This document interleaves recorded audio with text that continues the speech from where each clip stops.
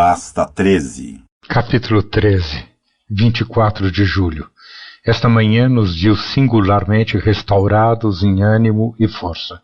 Não obstante a arriscada situação em que ainda nos achávamos, ignorantes de nossa posição, embora certamente a grande distância de toda a terra, sem mais comida que para uma quinzena, mesmo administrando com grande cuidado, quase totalmente sem água e flutuando para lá e para cá, sobre a mais deplorável carcaça, à mercê de todo vento e onda, ainda assim, as angústias e os perigos infinitamente mais terríveis de que havíamos recente e tão providencialmente escapado, faziam-nos considerar o que suportávamos agora como pouco mais que um contratempo de rotina, tão estritamente relativos são o bem e o mal.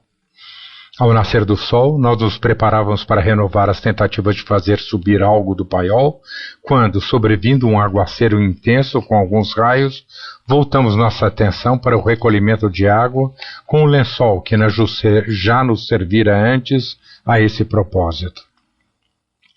Outro meio não tínhamos de recolher a chuva senão segurando o lençol esticado com uma das placas do enfrechate no meio. A água, assim conduzida ao centro, era escoada para dentro da jarra.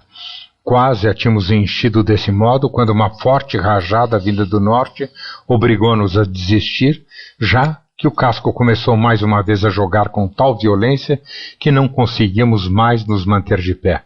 Fomos para a proa e, amarrando-nos solidamente ao restante do molinete como antes, aguardamos os acontecimentos com muito mais calma do que se poderia prever ou se teria imaginado possível em tais circunstâncias.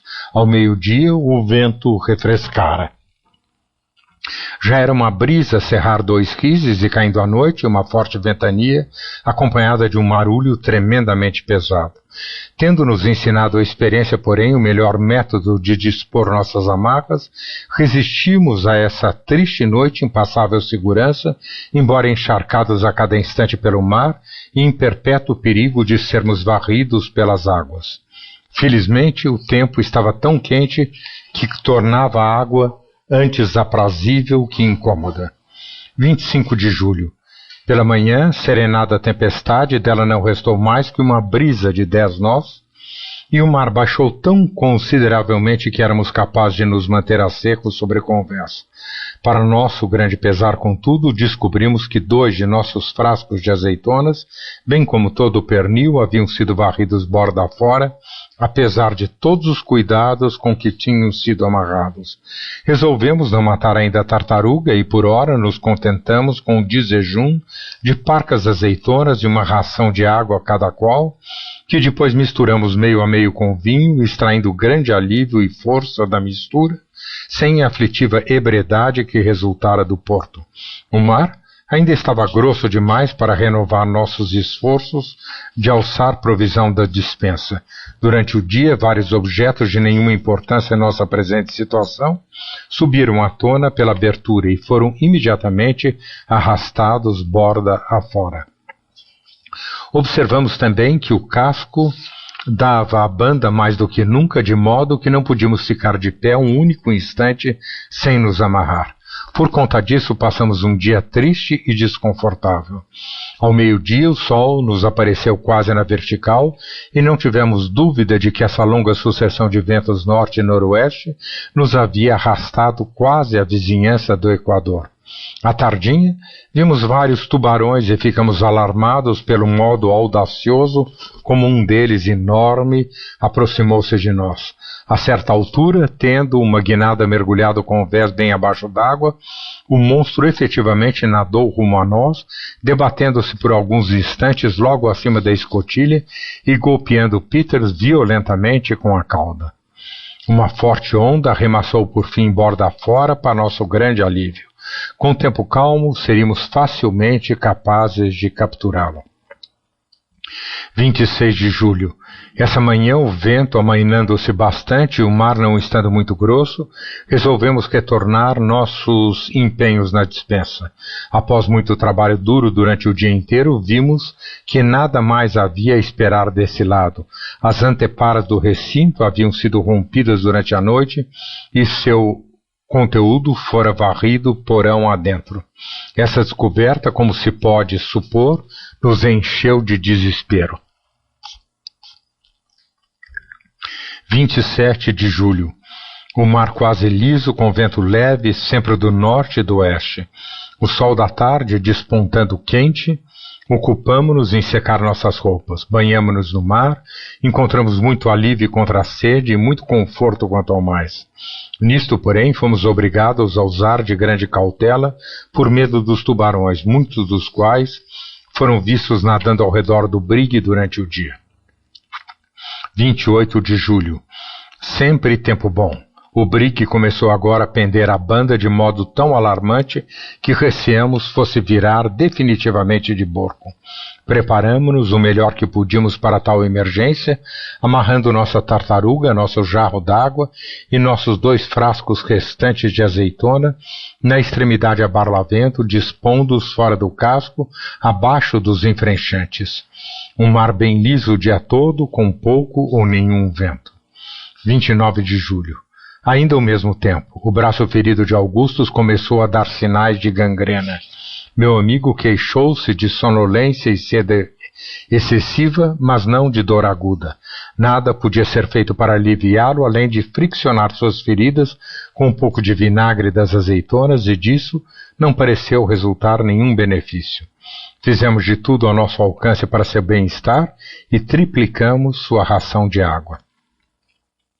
30 de julho, dia excessivamente quente e sem vento. Um enorme tubarão manteve-se junto ao casco durante toda a manhã. Fizemos várias tentativas infrutíferas para capturá-lo por meio de um laço. Augustus piorou muito, enfraquecia-se visivelmente, tanto por falta de alimento adequado quanto pelo efeito de suas feridas. Suplicava sem parar que o livrássemos de seus sofrimentos, nada mais desejando senão a morte. Essa noite comemos nossas últimas azeitonas e encontramos a água de nossa jarra tão pútrida que não pudemos engoli-la sem nela adicionar vinho. Resolvemos matar nossa tartaruga de manhã. 31 de julho. Após uma noite de ansiedade e fadiga extremas pela posição do navio, tratamos de matar e retalhar nossa tartaruga. Ela revelou-se bem menor que supuséramos, embora em boa condição. Toda a carne que lhe pudemos tirar não montava mais de 10 libras. Com vistas a preservar uma parte dela o maior tempo possível, nós a cortamos em pedaços miúdos e com eles enchemos os 3 frascos restantes e a garrafa de vinho que havíamos preservado, vertendo em seguida o vinagre das azeitonas.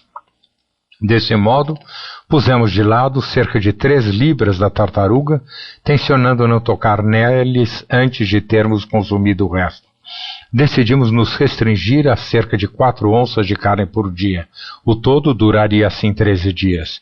Ao cair da noite, uma chuvarada intensa com muitos raios e trovões, mas que durou tão pouco que só conseguimos recolher cerca de meio artilho de água. De comum acordo, demos tudo a Augustus, que parecia agora estar nas últimas. Bebeu a água do lençol à medida mesmo que a recolhíamos. Ele deitado e nós segurando o lençol, de modo que a água escorresse à sua boca, pois nada mais nos restara capaz de conter água, a menos que tivéssemos escolhido esvaziar o vinho do garrafão ou a água estagnada do jarro. Tivesse durado o aguaceiro, teríamos recorrido a qualquer desses expedientes. O enfermo não pareceu tirar da bebida senão pouco benefício. Seu braço estava completamente preto do punho ao ombro e seus pés eram como gelo. Esperávamos a todo instante vê-lo dar o último suspiro. Estava espantosamente emaciado, tanto que, embora pesasse 127 libras a partir de Nantucket, agora não pesaria mais que 40 ou 50 no máximo. Seus olhos estavam profundamente desencovados nas órbitas, mal eram perceptíveis e a pele das bochechas pendia tão flácida que o impedia de mastigar qualquer comida ou mesmo de engolir algum líquido sem grande dificuldade. 1º de agosto. Sempre o mesmo tempo calmo, com sol opressivamente quente. Sofremos terrivelmente de sede, a água no jarro estava absolutamente pútrida e formigante de vermes. Logramos, no entanto, engolir uma parte, misturando-a ao vinho. Nossa sede, porém, pouco se aplacou. Encontramos maior alívio banhando-nos no mar, mas não pudemos fazer uso desse expediente senão a longos intervalos, por conta da contínua presença dos tubarões. Constatamos então claramente que Augustus não podia mais ser salvo. Evidentemente ele morria.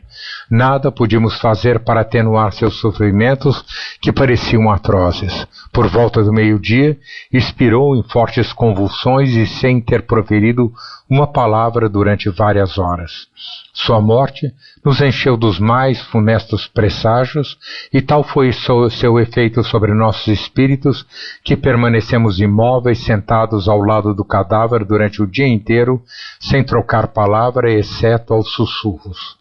Foi apenas ao cair da noite que reunimos coragem para nos levantar e lançar o corpo borda afora.